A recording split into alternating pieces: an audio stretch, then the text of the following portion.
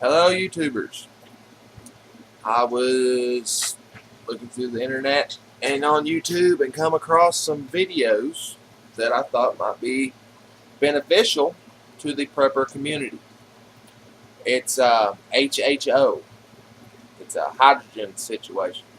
You take a container and you take stainless steel plates and you place them inside there, um, flipping back and forwards between negative and positive, negative and positive.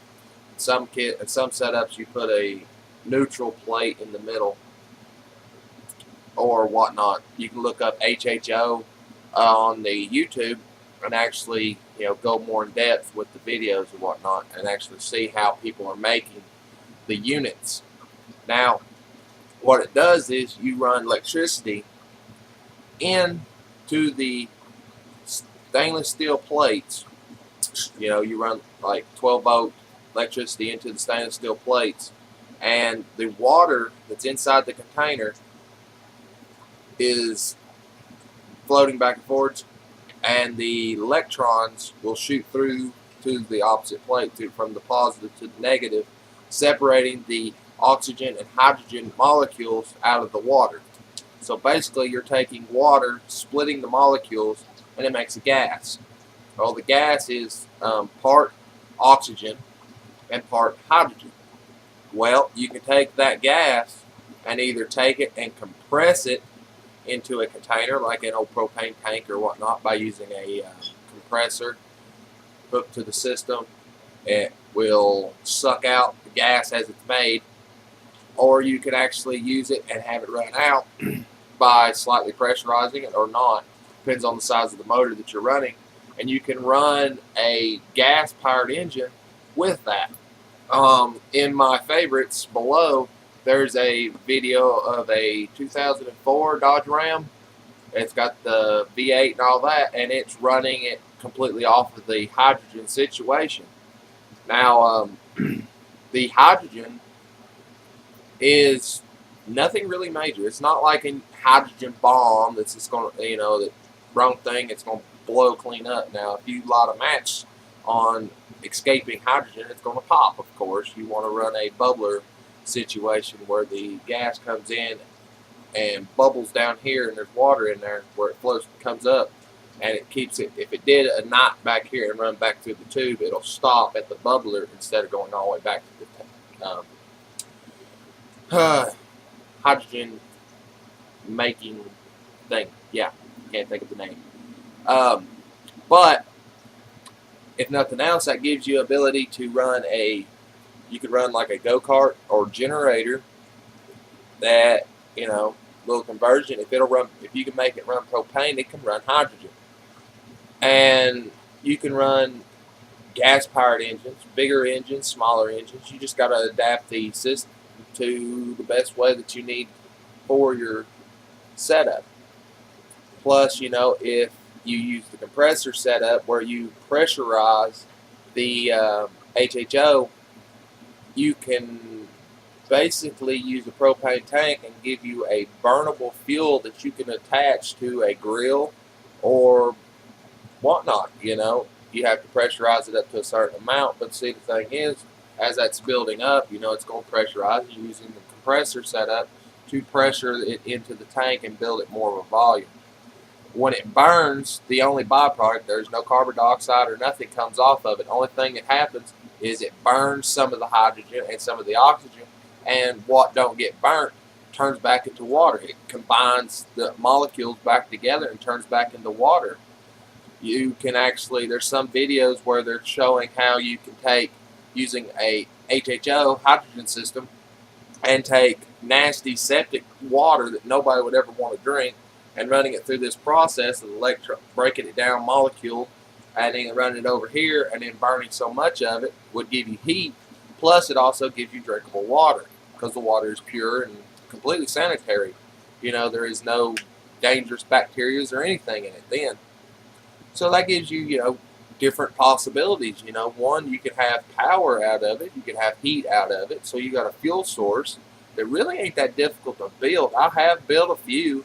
I ain't got one recently around to show you, or I would, but the system really ain't that hard.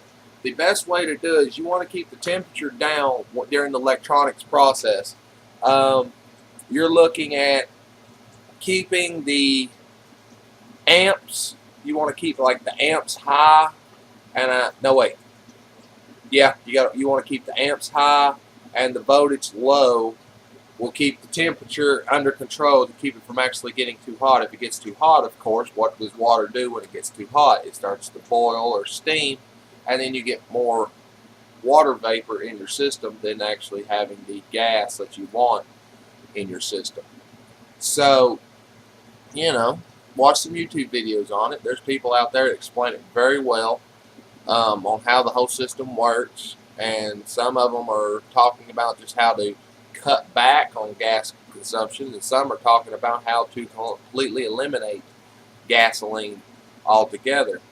So, look into it. I figured it was a pretty good bit of little information, because, something like this gives you a little bit of knowledge of things that could be valuable in the future. If you can't go and get propane, then you can maybe build if you have the resources and whatnot, you can build a hydrogen system and set it up to run maybe all your propane equipment, because it's basically a natural gas. There's a welder out, I can't remember what company makes it, but there's a welder out, it's kind of like a torch type welder, that you fill up with water, you plug it in the wall, and it makes hydrogen gas at enough rate that you can light it like as a torch and cut through metal and everything really quickly.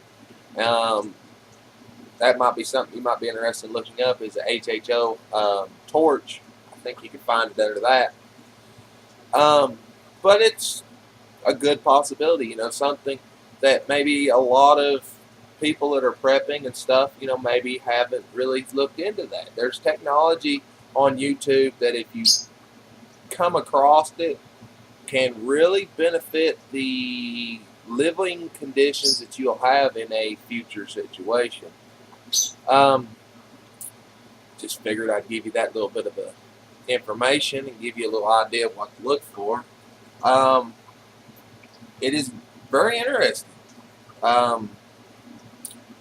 I've seen a couple of different vehicles running completely off of it. I've seen a lot of little motors, like weed eater motors and gas-powered lawnmower motors and stuff like that, run off of it, and just different stuff. So, by taking and looking into this system, you might actually have a fuel source that's really not hard to build, and it lasts a pretty good while, I can't give you exact numbers on how long it lasts.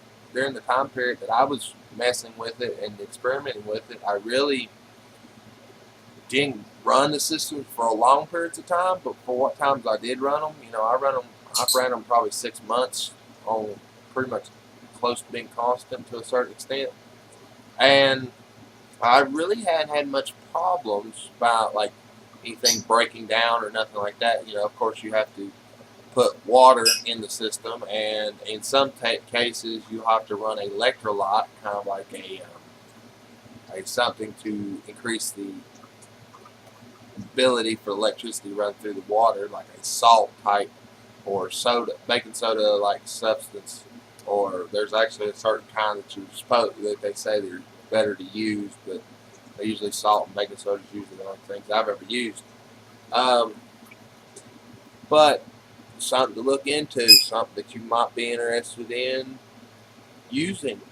It's a system that could really benefit us in a long run situation.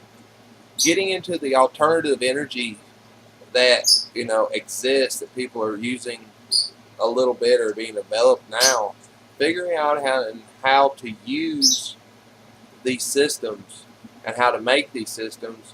If something happens and the infrastructure that we live in collapses, that gives us the ability to build a society and have power and everything, but not like we've ever had before. We're looking at power that, for all intent and purposes, for a certain extent, is free compared to the infrastructure that costs billions and billions of dollars, and everybody having to pay and all this other stuff. But that's something to look into. Thank you for watching. Please subscribe. Thank you for comments and other bits of support. God bless, and see you later.